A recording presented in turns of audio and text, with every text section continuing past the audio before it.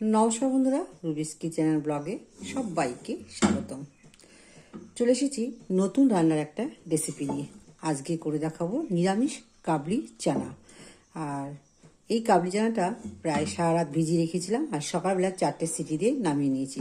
প্রায় সেদ্ধ হয়ে গেছে, একদমই সেদ্ধ হয়ে গেছে, সাথে আলুও দিয়ে নিয়েছিলাম। যেহেতু সেদ্ধ হয়ে গেছে সেই জন্য আমি একটা পাত্রের মধ্যে নামিয়ে নিয়েছি। প্রেশার কুকার সহকারে তো আর কড়াইয়ের মধ্যে ঢালা যাবে না, সেই জন্য একটা পাত্রে নামিয়ে নিলাম। আর এবারে ফোড়ন দিয়ে নেবো, জিরে ফোড়ন দিয়ে নিলাম, একটা তেজপাতা দিয়ে নেবো, আর একটা শুকনো লঙ্কা দিয়ে নেবো। টমেটো আগে দিয়ে গেট করে রেখেছিলাম, আদা কুচি। মশলাগুলো কষানোর সময় গ্যাসের ফ্লেমটা একটু কমিয়ে নেবে, না হলে আদা কুচিটা একদম গায়ে ছিটে আসবে, যেহেতু জল জল টমেটোটা। এরপর দিয়ে নেবো 1 চামচ জিরের গুঁড়ো, পরিমাণ মতন হলুদ। সবগুলো একসাথে একটু কষিয়ে নেব, যাতে হলুদের গন্ধ, জিরের গন্ধ, টমেটো যাতে মশলার সঙ্গে গন্ধ না বেরোয়। আগেই কিন্তু গ্যাসের ফ্লেমটা কমিয়ে দিয়েছি।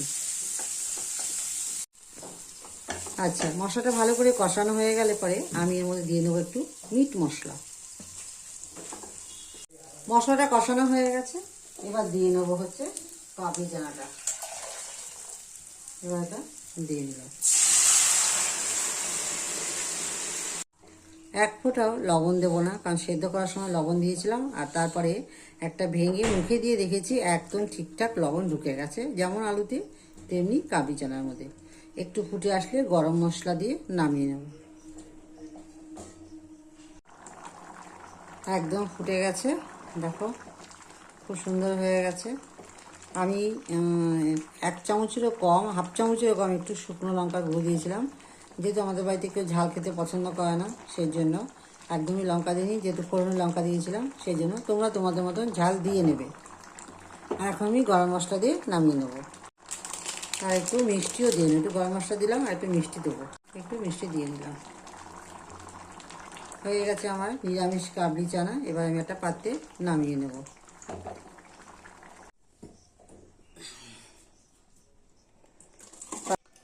একদম নিরামিষ ঘুগনি রেডি।